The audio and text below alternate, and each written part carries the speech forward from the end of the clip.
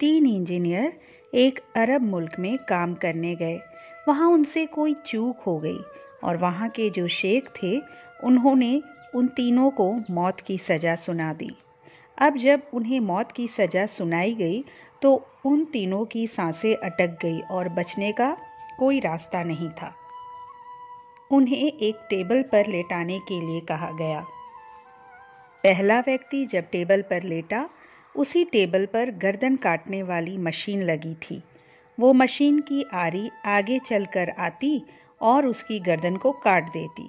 उसको समझ आ गया था कि बचने का कोई रास्ता नहीं, तो उसने भगवान से प्रार्थना की और आरी घूमी और घूमते हुए गर्दन के पास जाकर आवाज़ करके रुक गई। ये देखकर शेख ने कहा, अल्लाह की मर्जी है इसकी जान बचाने की, तो इसमें मैं क्या कर सकता हूँ।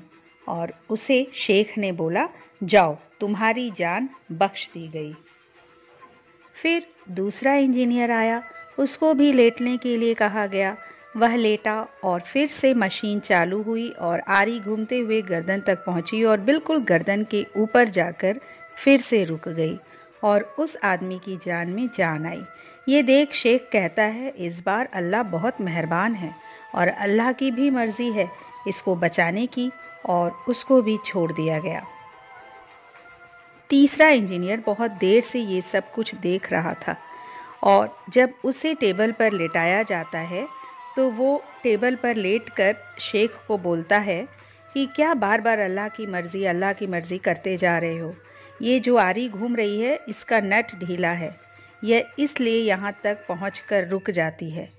उसके बाद उस नट को कस दिया गया और आगे का परिणाम मुझे बताने की ज़रूरत नहीं है।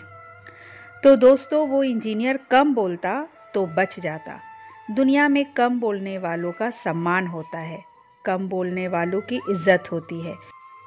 कम बोलने वाला बहुत कम बोलता है तो सामने वाले ये सोचते हैं कि ये मेरी बात सुन रहा है और वो बहुत खुश हो जाता है।